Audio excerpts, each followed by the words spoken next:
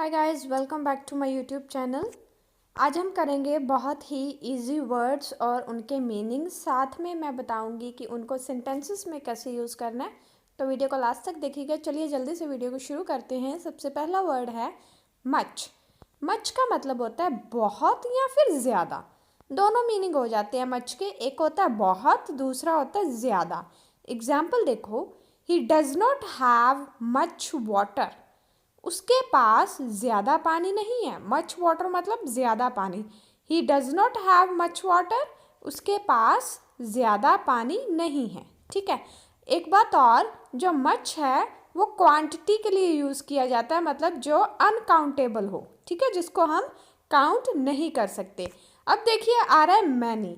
Many का मतलब भी सेम होता है, बहुत या फिर ज़्यादा, लेकिन ये काउंटेबल के लिए यूज़ किया जाता है, मतलब जिन चीज़ों को हम गिन सकते हैं उनके लिए हम मैनी का इस्तेमाल करते हैं। एग्जाम्पल देखो, शी हैज़ मैनी फ्रेंड्स। अब देखो, पानी को हम गिन नहीं सकते थे, लेकिन फ्रेंड्स को तो हम काउंट कर सकते हैं ना। तो यहाँ पे हमने मैनी यूज़ किया है। उसके बहुत दोस्त हैं। She has many friends. Next देखिए, नेक्स्ट है सम। सम का मतलब होता है कुछ। क्या मतलब होता है सम का? कुछ। एग्जाम्पल देखो, I have some work to do. मुझे कुछ काम है।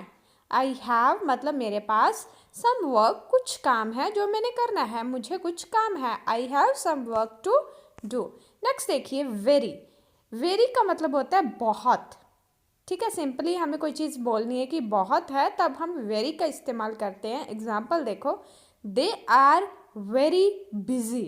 वे बहुत व्यस्त हैं। अगर आप बोल रहे हो दे आर बिजी, इसका मतलब वे व्यस्त हैं, लेकिन आप लगा रहे हो वेरी बिजी, मतलब वो बहुत ज़्यादा व्यस्त है, बहुत व्यस्त है। नेक्स्ट देखिए सच। सच का मतलब होता है ऐसा या फिर इतना। दो मीनिंग है सच के, ऐसा या फिर इतना। अब ऐसा कैसे है? ऐसा मतलब जैसे हम बोलते हैं ना कि मुझे ऐसा कमरा चाहिए। ठीक है, या फिर आप बोलते हो कि तुम कितने क्यूट हो। तो दोनों तरह से सच का मतलब यूज होता है। देखिए फर्स्ट देखिए, डोंट डू सच बिहेवियर। ऐसा व्यवहार मत करो। डोंट डू सच बिहेवियर, यहाँ पे सच को ऐसा के लिए प्रयोग किया गया है। अब हम करते हैं सच को इतना के लिए प्रयोग। ठीक है, you are such a cute girl. तुम इतनी क्यूट लड़की हो। You are such a cute girl. देखिए यहाँ पे जो सच है इतने के लिए यूज़ किया गया है। तो दोनों तरह से हम सच का इस्तेमाल कर सकते हैं। नेक्स्ट देखिए अनदर। अनदर का मतलब होता है दूसरा। अनदर का मतलब होता है दूसरा। एग्जाम्पल देखो, I have another work also. मेरे पास दूसरे काम भी हैं। I have another work also. ठीक है, जब कहते हैं कि हमारे पास दूसरे काम भी हैं या मुझे दूसरा वाला चाहिए, तो अनदर का इस्तेमाल करते हैं। नेक्स्ट देखिए सेवरल। सेवरल का मतलब होता है कई या फिर अनेक, अलग अलग तरह के, कई, बहुत सारे, अनेक, उनके लिए हम सेवरल का इस्तेमाल करते हैं। एग्जाम्पल देखो, she came my home several times. वह कई बार मेरे घर आई।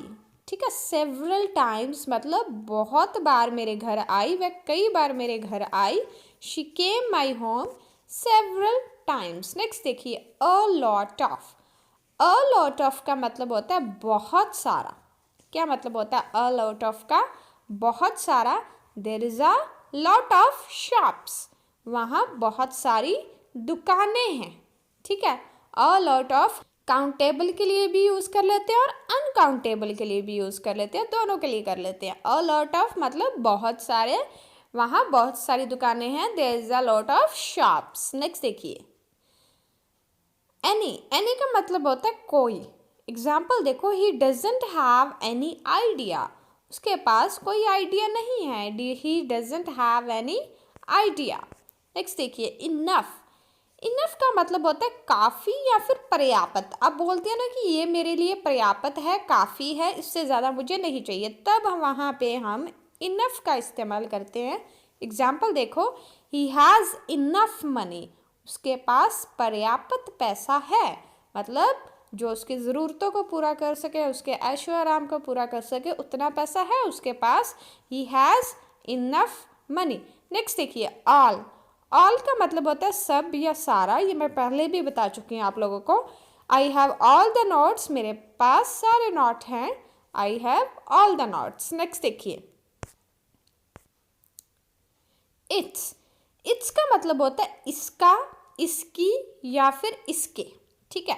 इट्स एग्जाम्पल देखो, its wings are green. Wings का मतलब होता है पंख, ओके, मतलब इसके पंख हरे हैं। Its wings are green.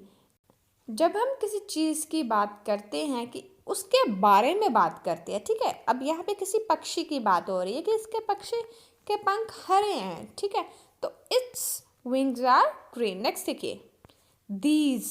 These का मतलब होता है ये सब, मतलब आपके पास बहुत सारी चीज़ें पड़ी हैं, आपके पास पड़ी हैं, याद रखना है, ठीक है। दूर पड़ी हैं तो दोज होता है, पास में पड़ी हैं तो दीज होता है, ठीक है। ये सब एग्जाम्पल देखो, दीज आर माई बुक्स, ये सब मेरी किताबें हैं। These are my books. Next देखिए, दीज थिंग्स आरंट माइन, ये चीज़ें मेरी नहीं हैं। देखिए, दीज थिंग्स आरंट माइन, ये चीज़ें मेरी नहीं हैं। थिंग्स मतलब कोई भी चीज़ें, माइन मतलब माई का ये उल्टा बनता है, एक तरह से माई का ये रेसिप्रोकल है, ठीक है। माई के लिए यूज़ करते हैं हम लास्ट में जब यूज़ करना हो, ये सब चीज़ें मेरी नहीं हैं। नेक्स्ट देखिए, दोज। दोज मैंने बोला था जो आपसे दूर पड़ी हैं चीज़ें, उनकी तरफ इशारा करके आप बोल रहे हो, ठीक है, वो सब। दोज बुक्स आर योर्स, वो सब किताबें तुम्हारी हैं। अब यू का जो रेसिप्रोकल वो योर्स की तरह हम यूज़ करते हैं, मतलब वो तुमसे बिलोंग करती हैं। दोज बुक्स आर योर्स, वो सब किताबें तुम्हारी हैं। नेक्स्ट देखिए, ऑलमोस्ट। ऑलमोस्ट का मतलब होता है लगभग। ऑलमोस्ट का मतलब लगभग। कई बार हम बोल देते हैं, देखिए ऐसे, ये लगभग हो ही चुका था, ठीक है। इट वॉज ऑलमोस्ट डन, ये लगभग हो ही चुका था। It was almost done. जब हम डेफिनेट बात नहीं करते, मतलब कि प्रॉपर बात नहीं करते, एक्यूरेसी नहीं बताते, सिंपली बता देते हैं कि लगभग। बताते नहीं है कि 90% हुआ है, 97% वर्क हुआ है, कितना हुआ है वो नहीं बताएंगे, बस क्या बताएंगे, एक अप्रॉक्सीमेट बता देंगे, तब हम ऑलमोस्ट का इस्तेमाल करते हैं, ठीक है। It was almost done. Next देखिए, बियॉन्ड। बियॉन्ड का मतलब होता है के पार, ठीक है। क्या मतलब होता है बियॉन्ड का? के पार। एग्जाम्पल देखो, this is beyond your limits, ये तुम्हारी औकात के पार है या फिर औकात के बाहर है।